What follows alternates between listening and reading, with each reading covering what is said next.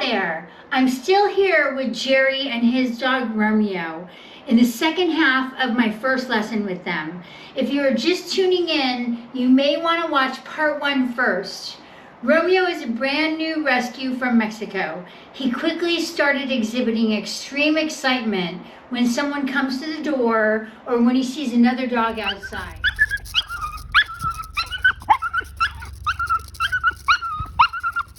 He jumps up, he barks and screams for attention. His new owner, Jerry, would like to help Romeo calm down and relax. We have to get through to Romeo that we are protecting him and that he does not have to protect himself anymore.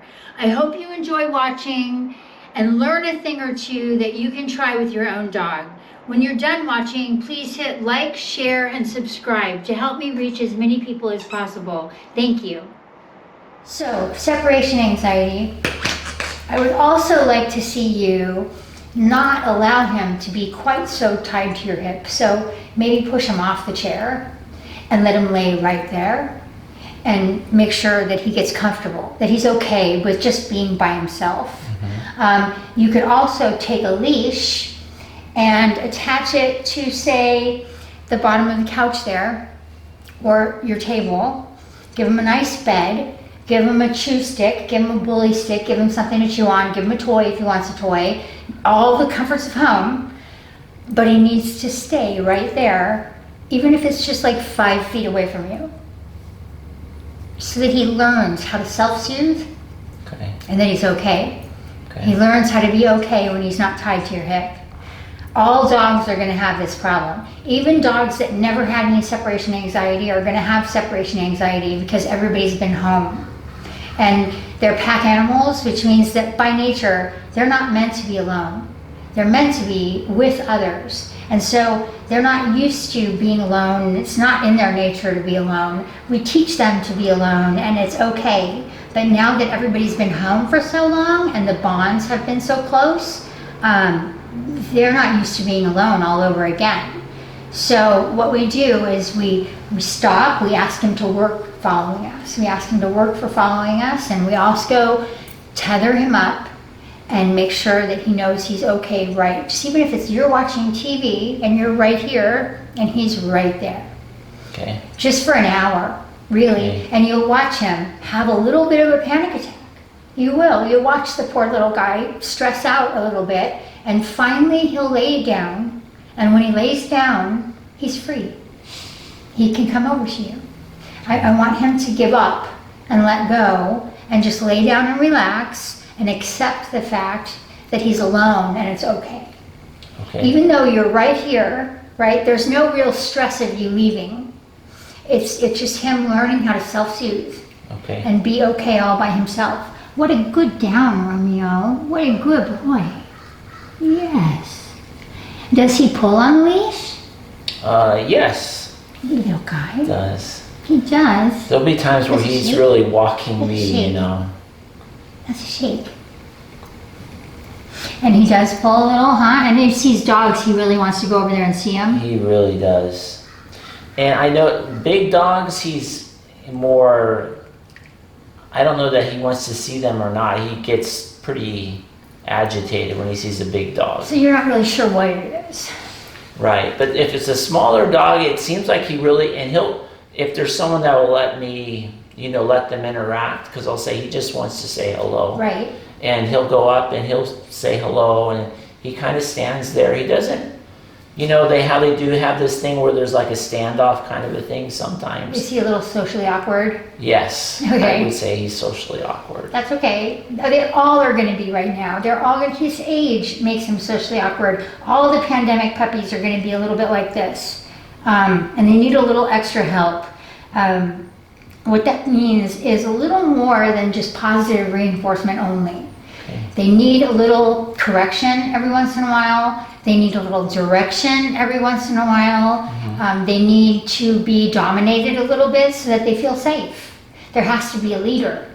So in their world, because they're pack animals, there must be a leader or nothing is good. The world is not okay and things are not safe if there's no leader.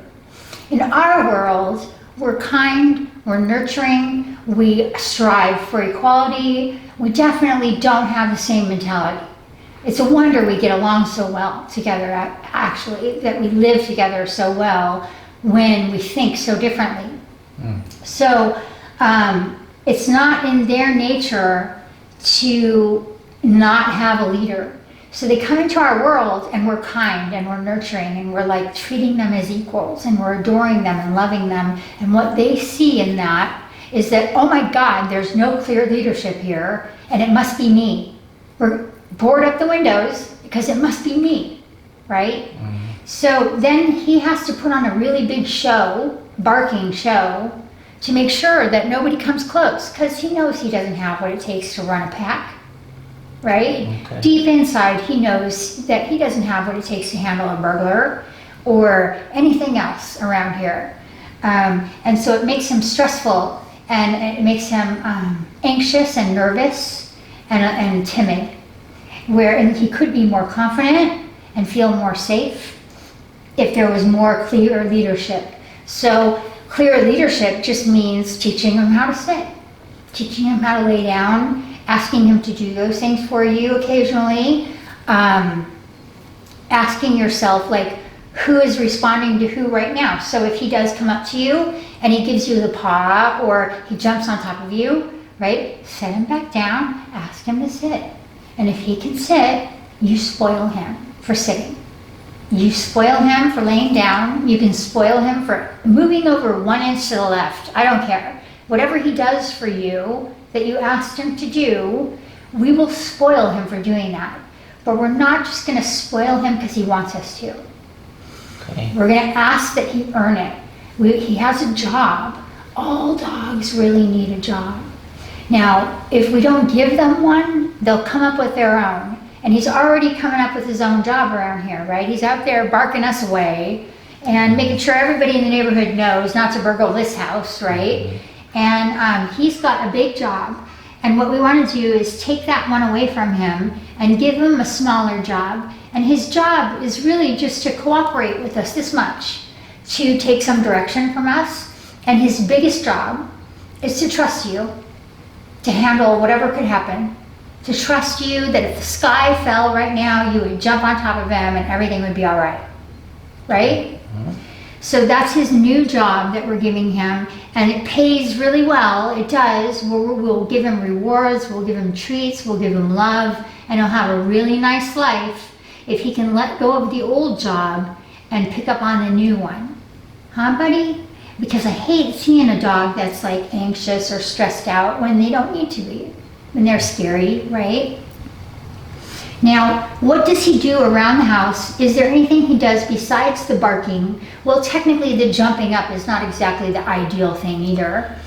Yeah, I mean, it's nice that your dog's happy when you come home, but It's extreme. It's extreme. So I would have you tone that down Yeah. and ask him to sit, you Okay. know, and then give him your love. I would ask you to cut down on all kinds of excitement, actually, because I want him to be calm and centered, more focused. So when he's excited, then he's anxious. Oh, good boy. See, he just relaxed his hip, which means he kind of gives up, and he's going to stay in this position. Good boy. Good boy. That's a good lay down. Yes, that is. That's a good lay down. So normally their hips kind of look like bat wings, and you know they're going to get up at any moment. Okay. Once they relax their hips, that's them giving up and, Okay. and just letting it go. Okay. It's a beautiful thing, huh, Romeo? Are you my new boyfriend? Huh? A little guy? Oh, you're so soft and handsome. Yes, you are.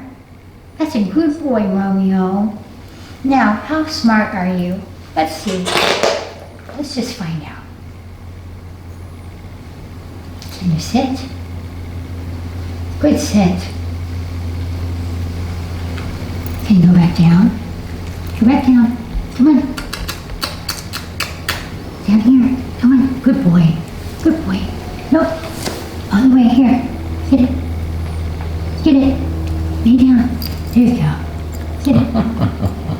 Good He really lay down. likes those treats. Good lay down. Good, lay down. You sit. Okay, he's smart. Going from a down to a sit is actually advanced obedience. So from a little dog that doesn't even know how to sit, he's smart enough to do advanced obedience, but he's not being mentally challenged in any way here, right? Because you haven't taught him anything. So he's smart and he's getting bored because he needs to be mentally stimulated and mentally challenged in order to feel successful. And nope, nope.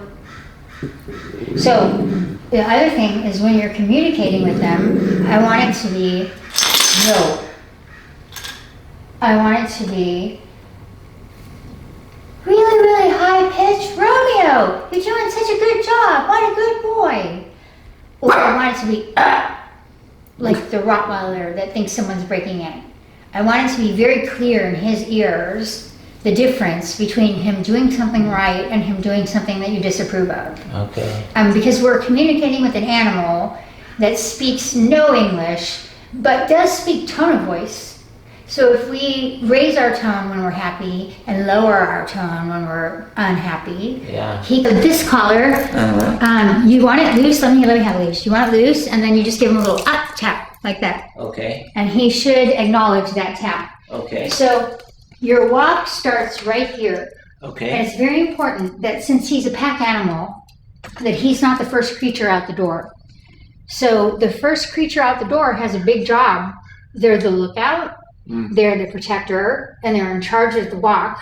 Okay. And so we don't want it to be him anymore. Okay. So we want to make sure that he's over here giving us a little bit of eye contact, acknowledging that we're in the way, and then we're going to give him the okay. Okay, buddy, because we're the ones lookout. Okay. From now on. Come on, buddy, let's go, Romeo. Thank you. This is the same. I don't want him going through there until we give him the okay. Okay, Romeo.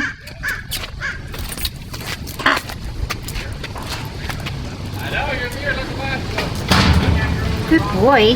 Good boy. So when he starts to pull, we're going to give him a little tap and release of the collar.